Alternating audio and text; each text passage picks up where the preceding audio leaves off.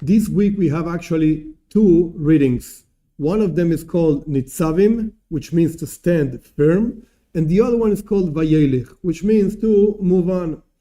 This is not the proper place to explain why sometimes we have one reading, when sometimes we have two readings. Most of the times, just, of course, one reading. But the point is that this particular time, before going into Rosh Hashana, into the beginning of the year, which actually applies to Jews and to non-Jews, because the whole world is judged in the day of Rosh Hashana. But in any case, this particular week, we have two readings. Comes up to the point that there's an opinion that Saadia Goin, that lived in Iraq in year 800, around that year, he wrote that actually Nitzavim-Vayelech, what we usually call two parshas, two sections, are actually one thing that sometimes is divided into two.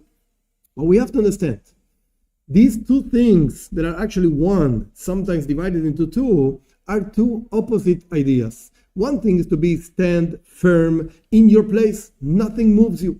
And a very different thing is to move on, to move from your place, to grow, so to speak. So how can it be that two opposite things actually are one section that sometimes is divided into two? So why is it actually one section? And the idea is like this. There are things in life that have to be fixed, that actually these things come from above, so to speak. God gives us a framework with which to work. Look, this is the Torah, this is the text of the Torah, this is my will. But even in the Torah itself, we find these two movements also. We find the written Torah, it's something fixed, and you cannot change it. And we find the oral Torah, something that actually grows constantly. Even myself speaking, even though I read this idea in a different book, but whatever, the way I express the idea, the examples I give when expressing the idea, etc., this is part of the oral Torah. It grows. And then you have the same idea, actually, the framework in the tefillah, in our service to God.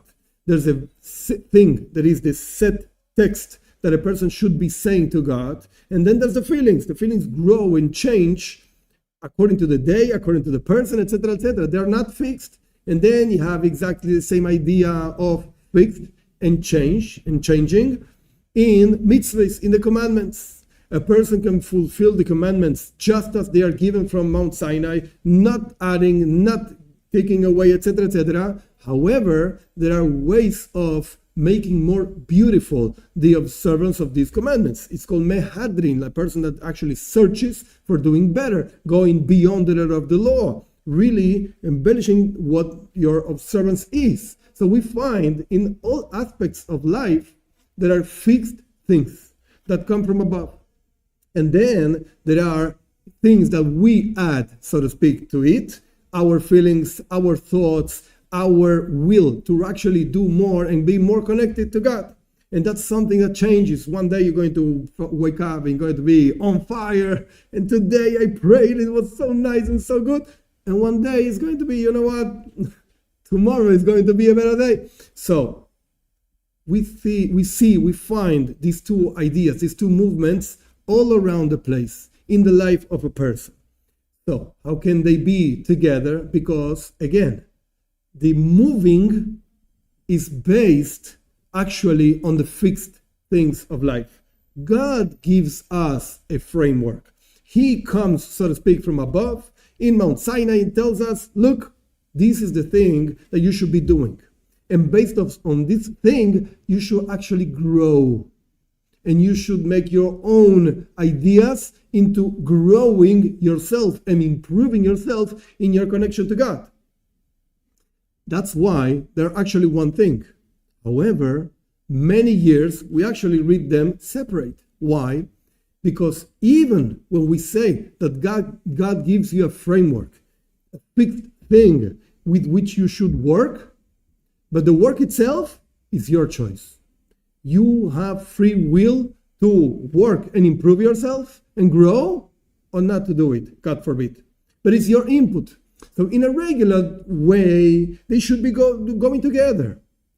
You grow according to the fixed ideas that God gave you, and you move on, so to speak. Nitzavim, firm standing, is the fixed ideas God gave you, and Vayelech, moving on, depends on you.